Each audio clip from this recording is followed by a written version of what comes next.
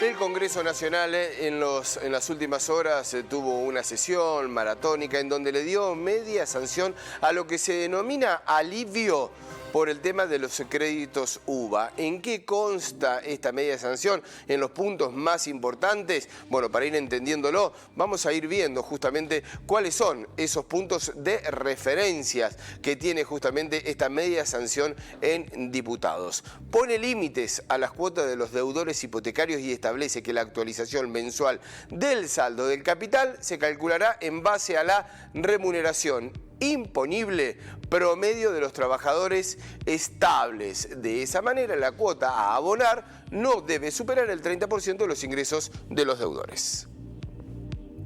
Otro de los puntos, se crea un fondo fiduciario en compensación y promoción hipotecario que, con el aporte de diferentes impuestos, se va a completar esa diferencia entre la cuota pagada por el deudor de la que debiera percibir la entidad financiera según las condiciones originales del contrato. Y el punto 3, que nosotros hemos destacado, es que se establece la suspensión por un año de los juicios de desalojo, lanzamientos, embargos o cualquier tipo de medidas preventivas o cautelares en trámites sobre aquellas viviendas adquiridas a través, obviamente, de los créditos UVA. ¿Cómo ha sido la recepción en los hipotecados con créditos UVA? Se lo vamos a consultar a Gabriela S. Patari, que está en contacto con nosotros. Hola Gabriela, ¿cómo te va? Muy buenos días. ¿Qué tal? Buenos días, ¿cómo están? Bien, bueno, ¿cómo se toma, cómo se ha recibido esta media sanción, este proyecto, lo que se denomina alivio? Mira, quería hacerte una aclaración justamente por la primera de las pantallas que presentaste, sí, porque no es una mezcla entre dos cláusulas y nosotros no tenemos ningún límite en la cuota en este momento, como no lo tuvimos nunca, que es uno de los grandes problemas. ¿Pero a partir de ahora no van a tener ese 30%? No, lo que establece el artículo 7º de este dictamen que tuvo media sanción, o sea, un proyecto con media sanción ya, es que en los casos de los deudores cuya cuota supere el 30%, lo que pueden hacer es ir al banco a solicitar la extensión del plazo por un 25% de ese plazo. Y los que están fuera de ese parámetro deben negociar con el banco alguna medida. Bien. Esto ya se venía haciendo, porque de hecho hay una cláusula similar entre una diferencia en el 10% entre el CBS y el SER que era en nuestras hipotecas, y lo que se pedía es la extensión del plazo. O sea, no hay un tope, nosotros no tenemos un tope y con este proyecto tampoco tenemos un tope. Bien. Lo que hace aquel que le supera el 30% es que va al banco y pide que le extiendan el plazo. Siempre obviamente que le den los años de vida, porque además nosotros tenemos extendidos el plazo del crédito por las medidas de la pandemia. Claro. Esos decretos generaron deuda, o sea, lo que uno hace es pasar la deuda que no puede pagar hoy al final del crédito, pero no hay tope en las cuotas. Esto me parece muy importante destacar, sí, porque claro, si no termina siendo una información engañosa, que ya las familias están bastante mareadas con estos créditos que son difíciles como para, digamos, seguir. Y entiendo que así lo han vendido. Claro, eso es lo que te iba a decir, Gabriela, ¿no? Es uno de los grandes titulares y uno de los puntos más significativos que al menos se muestra, es esto del tope del 30%. No, no hay tope. Y el único banco que por circular propia, o sea, resolución interna del banco, hizo ese tope fue el Banco Provincia, y no tuvo necesidad de nada, sino de una simple decisión política del banco. Provincia de Buenos Aires, ¿no? Públicos.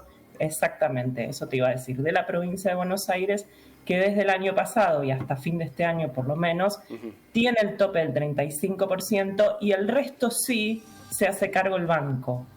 Bien. Vos fíjate que si lees la cláusula, o sea, si vos decís tengo un tope del 30%, ¿qué pasa con el resto de la cuota? Claro. O sea, el 30% es de la afectación de tu ingreso. Suponte que a vos te queden 10.000 pesos para pagar. ¿A dónde va eso? ¿A dónde va? ¿Quién se hace cargo de ese dinero? Bueno, por eso esa cláusula está redactada para que pase al final del crédito y lo paga el deudor. Bueno, entonces no hay tope. Cuando uno habla de tope es porque el resto lo absorbe alguien que no es el deudor. Entonces, justamente porque te está afectando una parte muy importante, ¿no? Pongo la palabra, se festeja, tal vez no sea la adecuada, pero ¿se celebra, se toma de para bien esta media sanción? ¿O no alcanza, Gabriela? No alcanza. ¿Qué es? No, porque no tomaron ninguno de los puntos que nosotros presentamos el año pasado en nuestro propio proyecto de ley, ni siquiera unificar la tasa de interés. ¿Ni siquiera es alivio?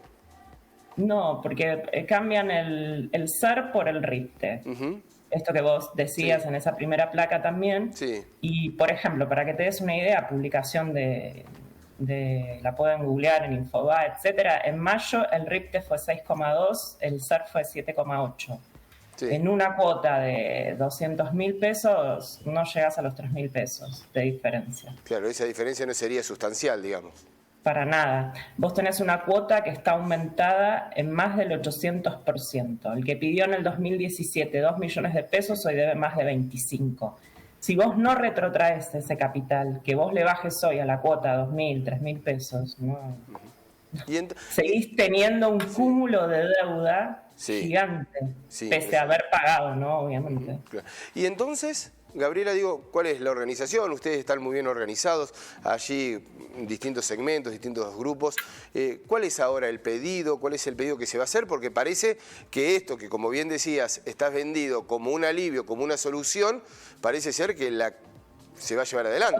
Otro punto interesante que me parece que, para destacar, pésimo, que es casi inconstitucional, te diría, es que el propio Congreso pide renunciar a las acciones judiciales que estén en trámite, incluso según la lectura que le des, podrías decir a futuro, de aquellas personas que han tenido que iniciar una demanda si te acoges a esta ley. O sea, en general las cláusulas abusivas justamente son las que piden renuncia de derechos que te da la Constitución. Y acá el Congreso no quiso modificar ni siquiera esa parte del artículo.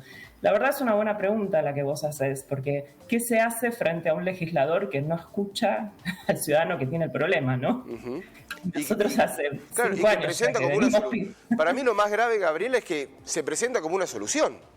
Sí, bueno, esto no es ingenuo a pocos meses de las elecciones, de las PASO y de las generales, que los dos partidos mayoritarios, que son, más allá de que hubo sectores dentro de los mismos partidos que se oponen y siguen diciendo que esto es un crédito y que nosotros matamos, o sea, la culpa de todo la tiene el que labura, la gente, como tenemos que escucharlo siempre a tetás, la verdad. Que sinceramente causa mucho alejamiento de que personas como esas sean legisladores, ¿no? Que le echen la culpa a la gente.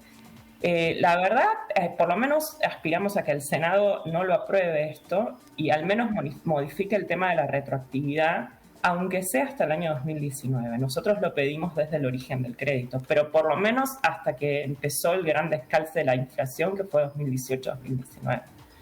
Gabriela, muchísimas gracias por el contacto, muchas gracias por aclarar y muchas gracias por exponer también, ¿no? Allí cómo se siente hoy por hoy el hipotecado UBA, en donde al parecer se vendía, entre comillas, como una gran noticia esta reforma y, bueno, finalmente ustedes marcan esa realidad distinta. Un fuerte abrazo. Muchas gracias a ustedes por el espacio. Hasta luego. Hasta luego.